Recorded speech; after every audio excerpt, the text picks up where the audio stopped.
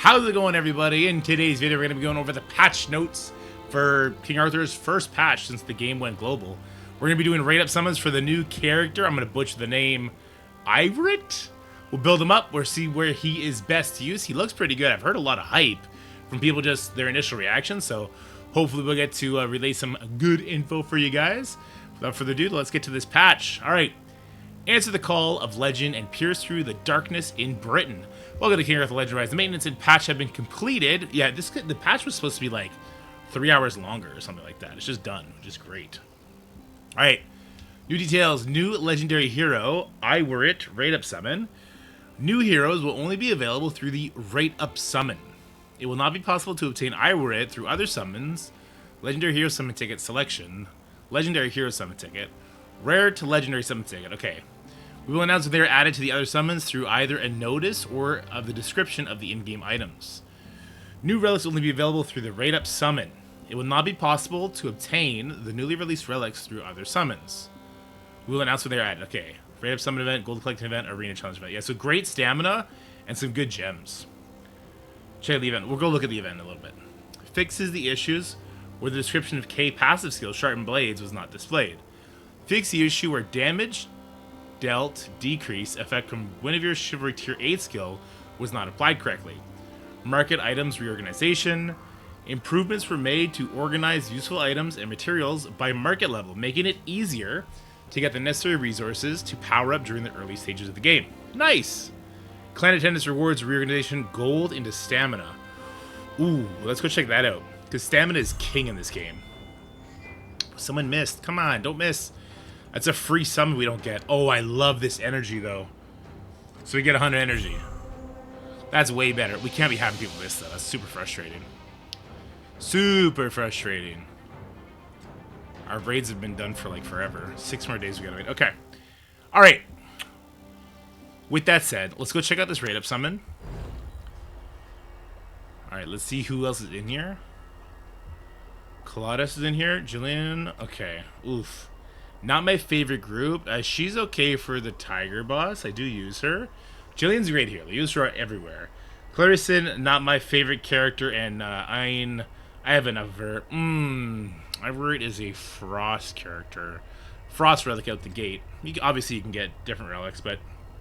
Is that a girl or a guy? I don't know. Damn, I don't really need another... like frost damage dealer. I need a non-frost I wanted a fire damage dealer. Okay. Let's just get right down to it. Alright, we got 4,000. We got 8 rate-up summons. Hopefully we don't spend any money to get this done. Here we go. We probably will. We don't have enough to do 60, so. Boom. First try. First try. Aww. Bummer. 4 rares, though. That's good. Alright, so he's done now. Cool. Alright, here we go. No whammy, no whammy, no whammy. Here we go. Come on. Come on. One last try. Oh, bummer. Alright, more rares that I don't have. That's good. Maxed out. Last full one we can do before we have to resort to the unsavory means. Come on, go yellow. Go yellow, go yellow, yellow, yellow. Oh, no. All right, let's pause the recording. Let's do the unspeakable. All right, so we did go ahead and pick up this offer. It's going to give us 20 more of these guys, plus 160 of these. Still not guaranteed the unlock doing this. Oh, that's the scary part, right? What if we get the bad RNG? Oof, come on, here we go. Give me the yellow, give me the character. Here we go in 3, 2, yellow! Oh no, yellow! Oh no, yellow! Oh no. This is it here, guys. I feel it. I feel it in my bones. Here we go. Yellow. Uh-oh, yellow! Uh-oh. Oh no. Oh no. Oh no. Burb. Haha! I still had 1,000 gems to collect from jumping up an arena tier. Alright, so we are guaranteed the legendary here. Please be this guy. Please be this guy, or this is the shortest video ever. Here we go.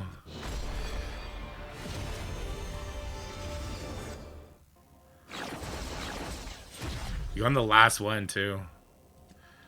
Oh my god. Oh my god. Here we go. Okay, here we go. Okay, here we go. I'm scared. I'm scared. This is it. Don't follow in last footsteps. Yes. Okay. You got like 30 days to unlock him, but trying to do it day one to make a video is stressful as hell. We'll see how good he is. We see if we want to actually continue trying to unlock more of him if we want to push his rate up 7.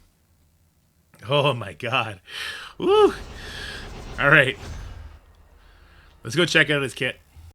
And we're back. All right, guys. Been a couple days. I needed time to actually gather resources to invest in this character because she is a huge, huge investment.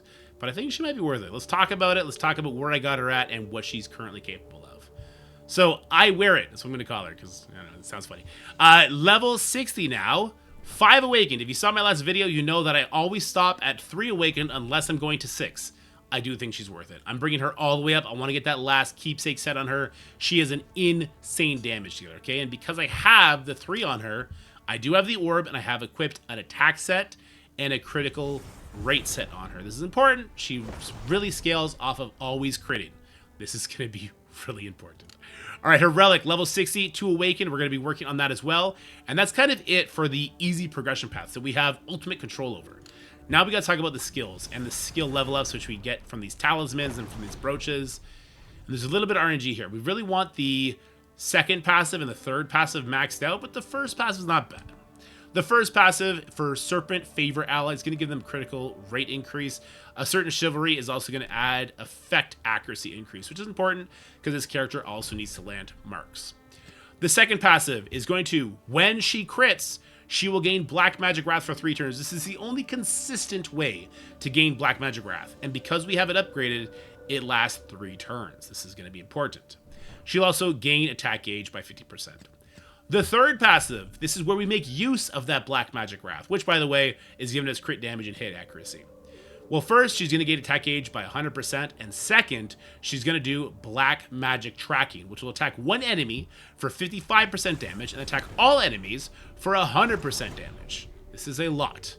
And if the last hit strikes a target with 3 or more mark, each one has a 100% chance to trigger Mark Explosion, which is just a huge bunch of damage. So this character wants to crit to activate Black Magic Wrath. She wants to hit into marks as much as possible. Lots of damage. And if we have this maxed out, we can actually get 2 instances of Black Magic Tracking because we can turn this 4-turn cooldown into a 2-turn cooldown, and we will have Black Magic Wrath for 3 turns. That's the passives. Let's go talk about the relic skill ups. So the basic will inflict mark for 1 turn. It hits 2 times. 1 mark is tough, right? Because if we go before a target with mark, well, they clear the mark when they take a turn. That's bad. If we go after the target and we inflict mark, unless we do a turn meter rewind, that target will go before us yet again. That's tough. So we really, at the end of the day, we want to have 2 turns of mark on this ability, so we need to get to level 4.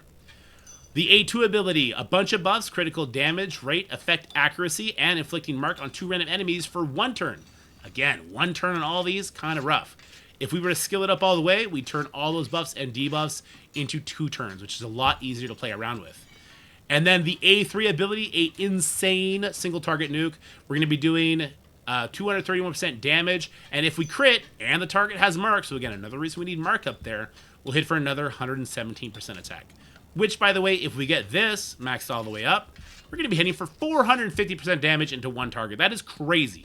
My strongest character, Bedivere, on his big nuke ability, his A2, is hitting for 300%.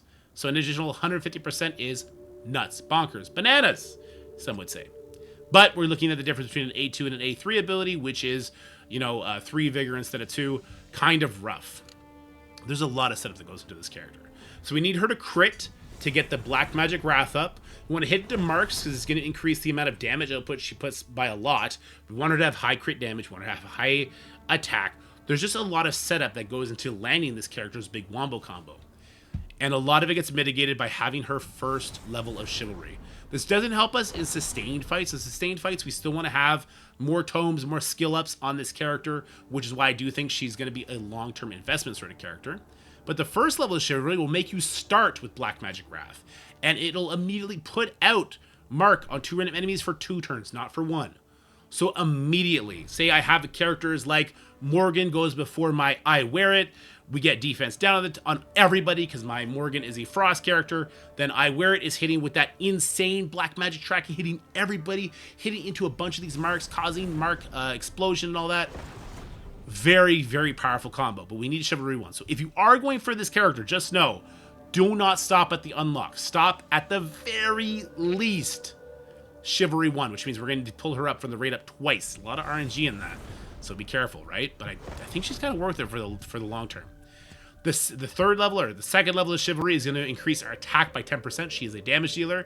An increase of this much is crazy. Chivalry level 3 is going to make that first passive not just give crit rate, but also give effect accuracy to these certain characters. We need to land our marks. We need to land our debuffs. This is very good. The fourth level of Chivalry, we're now getting into like super whale territory. Crit rate increase, and then level 5, 15% attack, 10 speed, level 6, another 15% attack. So you kind of see how this character is just going to be doing some insane scaling. I plan on making her my new main damage dealer. I do. I see like infinite potential in her. Right now, she doesn't hit nearly as hard as my Bedivere. In fact, let's go show some actual gameplay here, okay? Let's start by just showing what Bedivere is doing in certain situations. All right, so Bedivere, we're going to get him to hit into defense down here. And I just want you to notice how simplistic the damage for Bedivere is, okay? Let me just pop this off. Let's put defense down over here. And now let me slow this down and just watch Bedivere's damage. It's dumb, right? Like, here we go. Boom, 50,000, and then his passive makes it 80,000. Insane damage. He goes again, but that's because of his strafe set. Can't really judge that because I don't have awakened abilities on Iweret yet. Now let's go show Iweret, and I think the best place to showcase her is going to be in that Serpent's Dungeon, because we kind of need help to make sure we have the marks for her in her current state. If I had the Chivalry on her, I wouldn't need that as much, right? Okay, so let me do level 9 because it's the only one I can do so far. And then you're going to notice the amount of setup I have to do for her, but keep an eye on the amount of damage that it eventually does. I'll save that defense down because unlike Bedivere, she can't just pop off right away. I need to get, crit rate on her. I need her to hit into marks. I really want to put my best foot forward in the amount of damage that she can pop off. And I also need her to get Black Magic Wrath up because she needs to crit before she even has the ability to throw out that big, massive damage. All right, so let me go ahead and do the basic here.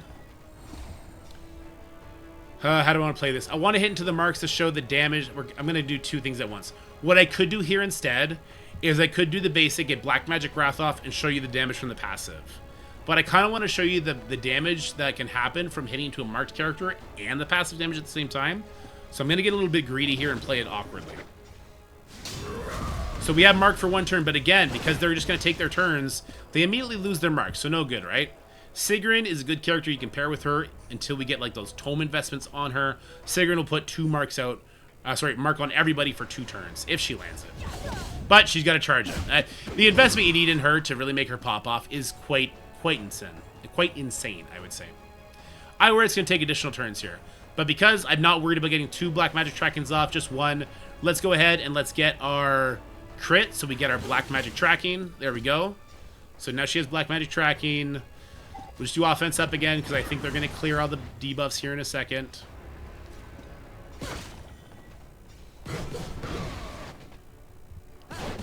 Alright, see you later, Sarah. We still have Black Magic Tracking. Let's get our crit rate up for the next turn. The next turn we're going to do insane damage. Alright, now we're hitting into marks. And we'll get our Morgan to put defense down on people here. Alright, there we go. So now we're going to hit into this mark. I actually wonder if she's... You know what? This is the wrong element. So this is going to really kind of test it. Should I hit here instead? Well, there's no defense down here. I'll tell you what. Let's hit here instead because hopefully she won't die. We'll see the additional damage. All right, here we go. We're hitting to the mark. And we have Black Magic. So we're hitting to the wrong element. 17,000. Remember, Bedivere hit for 50, but hitting to the right element. The extra attack from this pops off. 1,000. and the additional 24,000. So just add that together, and it's not that far off from Bedivere when you consider how much further investment Bedivere has. He has the other keepsake set. He has all of his tomes. All of his skills are where he needs to do his maximum damage. Like, he's there. I think, and he's also Chivalry 3. She's Chivalry 0. I really do think that Iweret will outscale Bedivere pretty quickly. So I'm kind of excited for that. Obviously, we just missed our... We have 3 marks there, so this would actually get an explosion if we had the right stuff on her, but we don't, unfortunately. But we can't hit into the mark and do damage here. Pretty good damage, considering that's the wrong element to hit into. I don't know. I think there's a lot of potential in this character. And so what I'm doing, and maybe what you want to do, I don't know if you guys care about my opinion. I unlocked her already. I'll be going to 2 Chivalry on her, or at least trying to. Obviously, there's RNG in the rate-up system. Not my favorite thing in the world, but if I can at least get 1 Chivalry on her, that's fantastic.